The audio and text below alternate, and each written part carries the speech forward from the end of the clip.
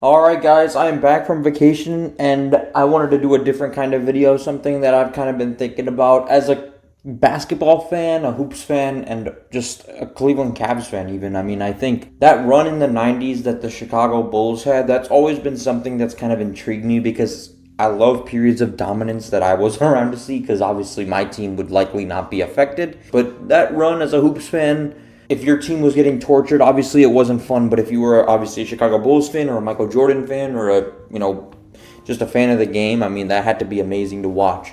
And I mean, I guess how could you not root for it? Even though I'm sure there were many people that just hated the Chicago Bulls. But anyway, I mean, the Bulls, they won 6 rings in a span of 8 years. I mean, they went on like the greatest 8-year run in arguably American sports history, I would say. I mean, 1990, 1998, they won 6.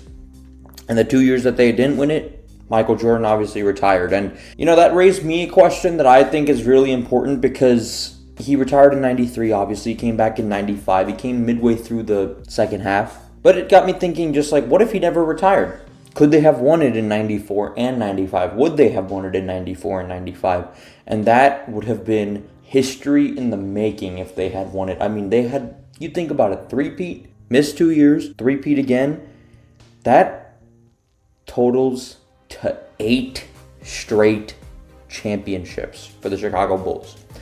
So if Michael Jordan never retired, I mean, there's many arguments that I think are for and against it, I would say. But let me know what you guys think, but I'll just give you my thoughts and give you my final verdict. But let's dive into it, guys. So obviously, 1994 Bulls, they went from 57 wins in the 93 season where they won the finals before Michael Jordan retired to play baseball, to 55 wins. They were elite. Scottie Pippen was an MVP caliber player. I mean, he was just hitting that edge. I mean, when they got bounced by the Pistons in 7 games, he obviously had a migraine in Game 7, so he couldn't, play. They arguably probably would have won that series if he had played. But then afterwards, he was pre-primed. Then he hit MVP numbers or All-Star numbers, whatever you want to call it. They swept the Pistons, and that was the Bulls' first championship, and they never did not win the finals with Michael Jordan in a full season. And that's the thing. That's the reason why Jordan's GOAT argument is, it's so strong.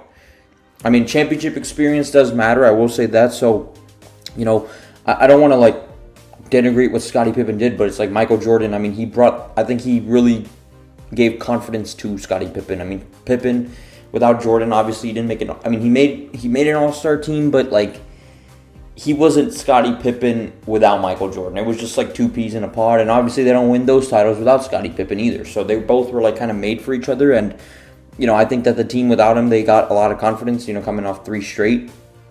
And Scottie Pippen, that was with Horace Grant also, he was in his final year with the Bulls. I mean, he was there from 87 to 94.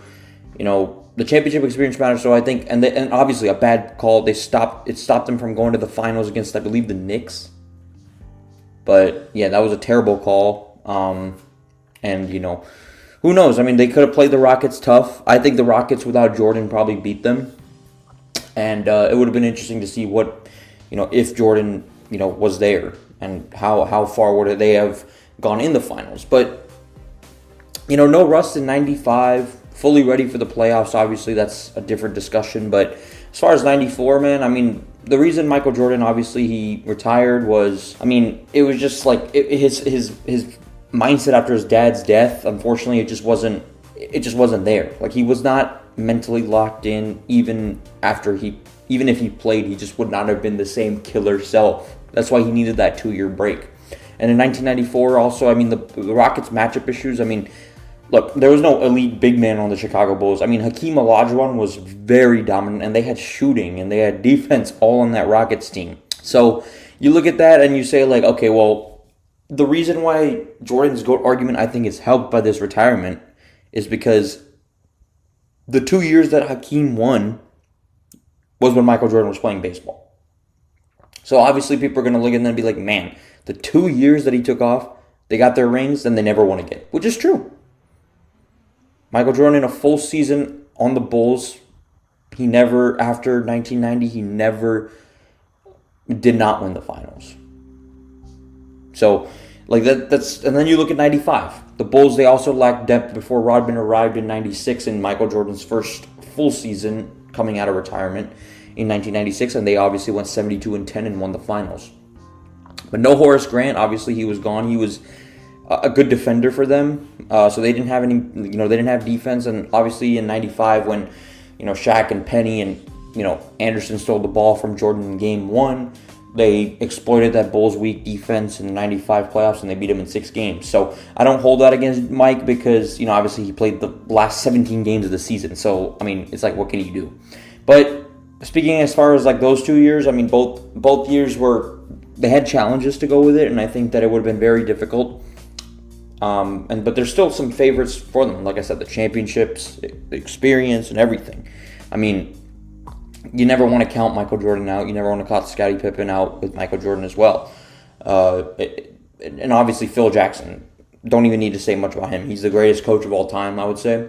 And yeah, that's just my take on it. But 1994, here's my final verdict, guys. I think the East playoffs, they probably beat the Knicks or the Pacers. And then the NBA Finals against the Rockets, that's a tough series. But, Hakeem, he averaged 28 points, 11 rebounds per game, 4 blocks per game in 94.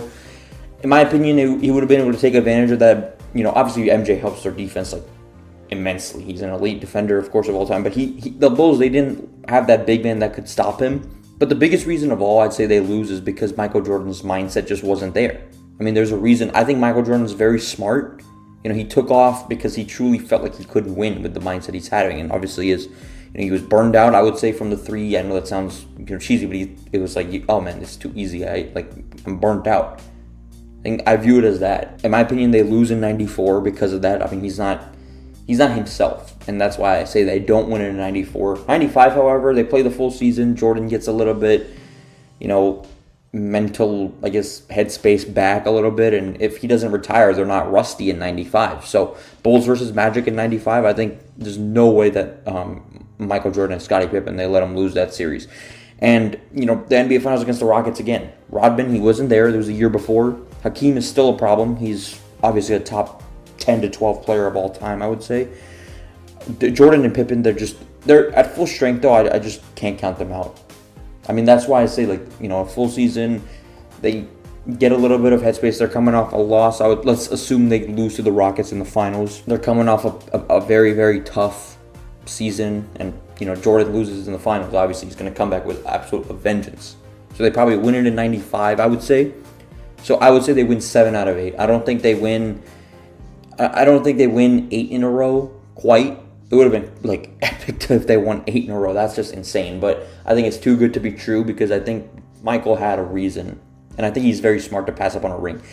And in my opinion, so again, the Bulls win 7, not 8. And I think Michael, if he's pissed about not winning 7, it's because of that 1999 season. I don't think he's looking back at oh man, I could have stayed in 1 more.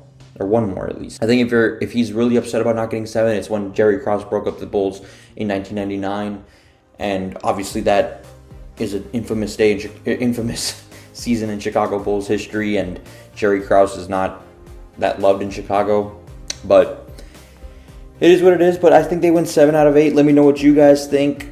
I think honestly every Bulls fan, if I guarantee you, they would probably think they win 8 in a row because you never want to count out Mike. But my sense, they win 7 out of 8. And yeah, that's just how I feel like it's going to happen. But you guys have a great one. Take care. And I'll see you guys next time.